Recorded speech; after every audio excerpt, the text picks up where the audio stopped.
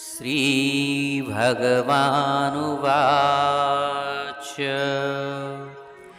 त्रिविधा भवति श्रद्धा देहिनां सा स्वभावजा सात्विकी राजसी चैव तामसी चेति तां शृणु।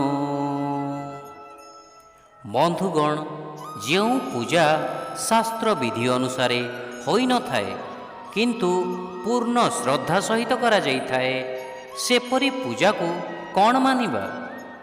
एई प्रश्नर उत्तर देवाकु जाई प्रभु श्रीकृष्ण कहउछंती, हे अर्जुन, मनुष्यर श्रद्धा तीन प्रकार होई थाए।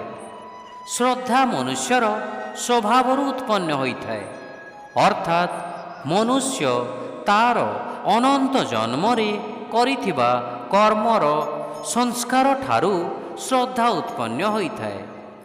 एपरि संस्कार को स्वभावजा कहा जाए, जहाँकि तीन प्रकार होई थाए, सात्विकी, राजसी एवं तामसी। बंधुगण, आपणक कर्म आपणक संस्कारर रूप नहीं आपणक सांगरे चली थाए एवं सेईटा ही आपणकर स्वभाव अटे।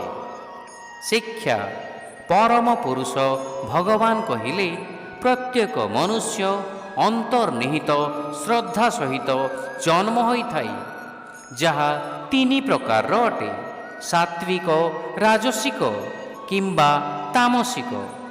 वर्तमान एई विषय रे मोठारु सुनो। The supreme divine personality said, every human being is born with innate faith which can be of three kinds: sattvic, rajasic or tamasic. Now hear about this from me.